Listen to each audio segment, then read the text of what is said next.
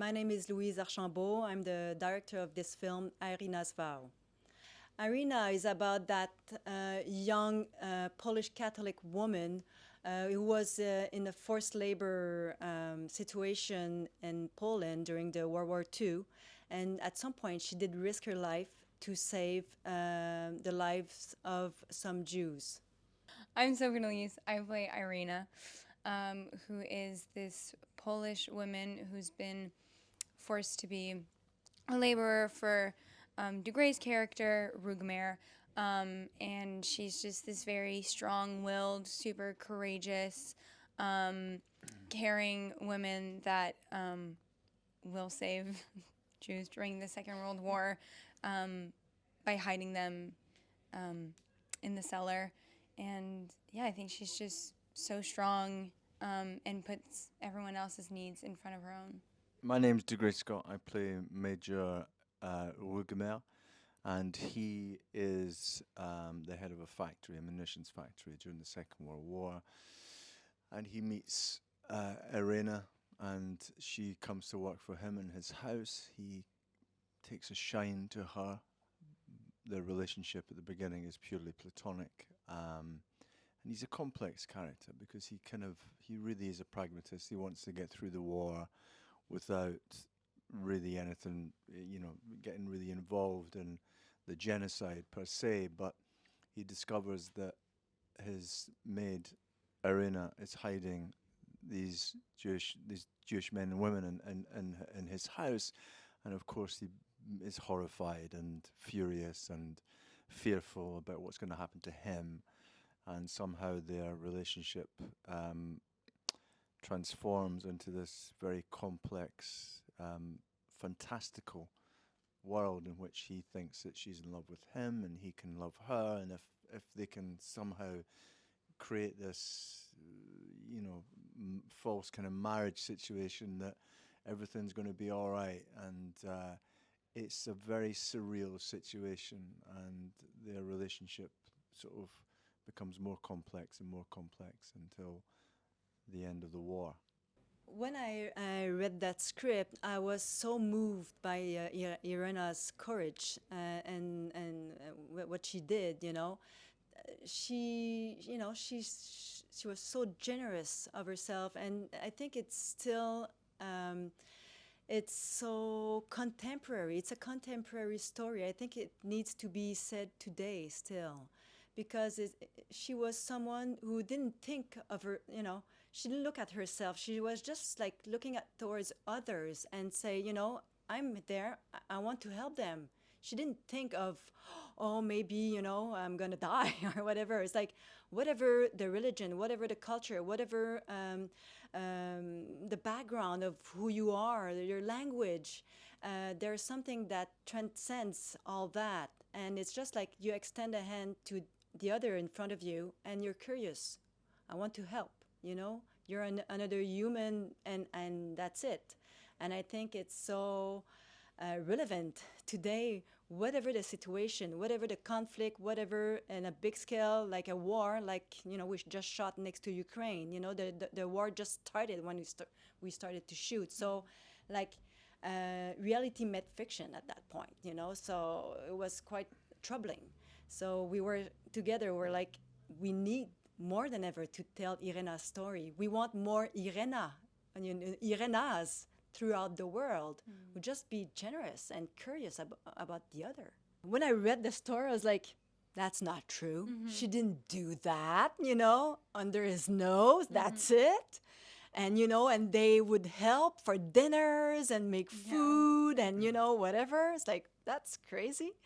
And yeah, so it was a page turner, that script as well. So we tried to put it on screen, but beyond that, it's very human. It's not black and white, and like the bad Nazis and the poor Jews, and so you have Polish people as well, and they were forced labored, and you had like Germans as well. They were stuck in that war. War is terrible, and it shakes the world, and people's minds as well. And but this story, what's interesting as well, It's not like everything goes wrong. There's light and there's hope. And I think in 2023, we we were looking for that. We need it, and so we give it. It's there's been a lot of stories, I think, movies made about the Holocaust, Second World War.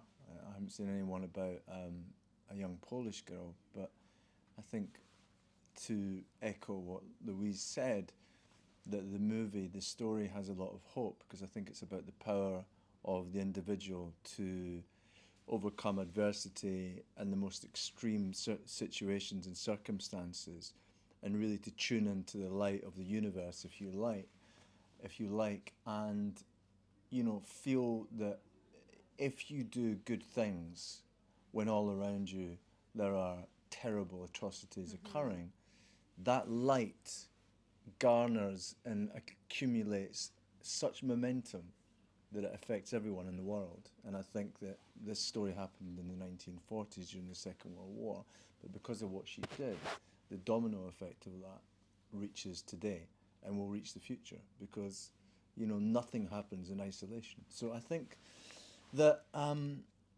this period of history has always fascinated me. I've always been completely mystified and horrified by what happened, and I still don't understand how.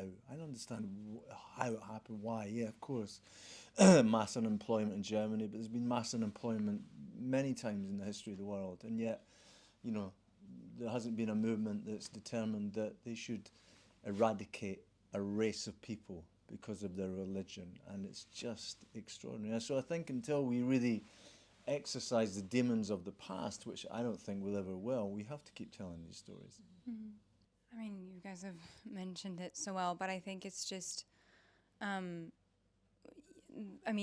the story is just very unique.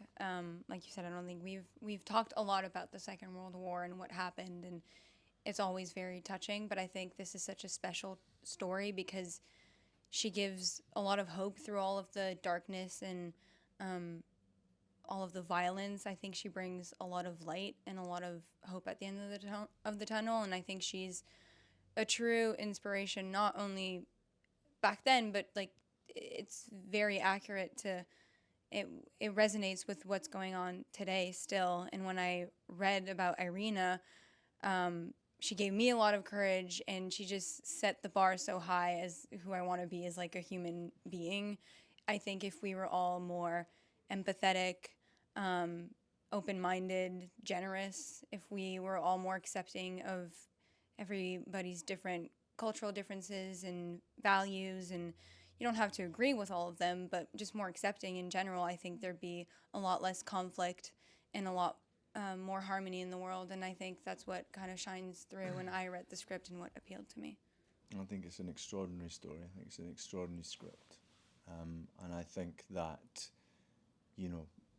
when you think about playing a character like Rugamer, the challenge is always to find the authenticity within that character and try and see the world through his eyes, which is not easy to do because A, it's really dark, and B, it's just such an extreme set of circumstances. And so I think for him, there's a kind of a veil between his emotional centre and what's happening around him, because ultimately I don't think he could really look at it with an open heart and mind and feel comfortable with what was happening, but he managed to anaesthetize himself to what was happening, and to try and find the reality within that as an actor is really challenging. So you try and humanize him.